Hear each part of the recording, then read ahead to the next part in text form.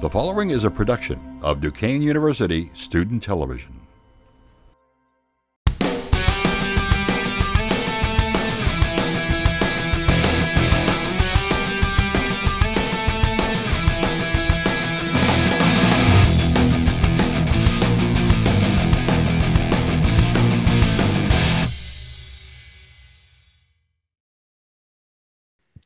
Hey everybody, what's going on? This is Nick Jovanovich, and you've tuned into another episode of Bands You Wish You Heard Of But Never Did.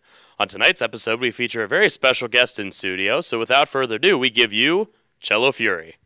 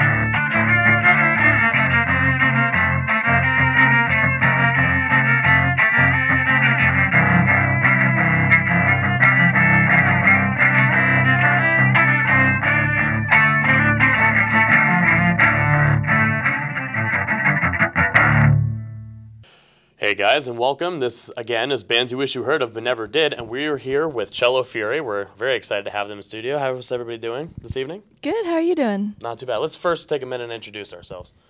I'm Simon Cummings. Nicole Myers. And I'm Ben Munoz.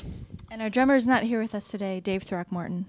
Well, we're actually going to talk about the drummer in a little bit, but first let's start with just the genre of music. I mean, when you think of cellos, everybody obviously thinks of, Pittsburgh Symphony and classical and whatever, but you guys have been able to branch into an almost unheard of genre of music. And, how did that come to be?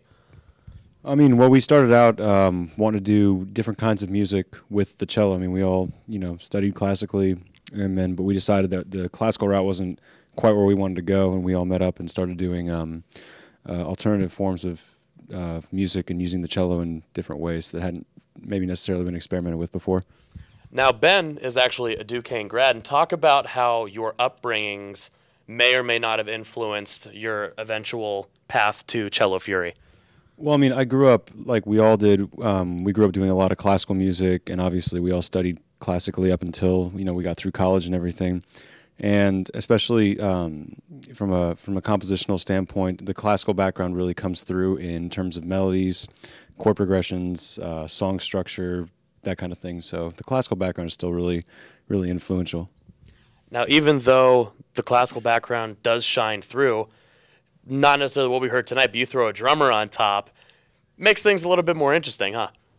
Yeah, our drummer, he supports us in a great way. We really sound a little bit too classical without him, and so he really kind of pushes us over the edge into the rock genre. But what's interesting, too, is you guys have been playing together as Cello Fury now for 3 years. Talk about how your paths were even able to cross in the first place.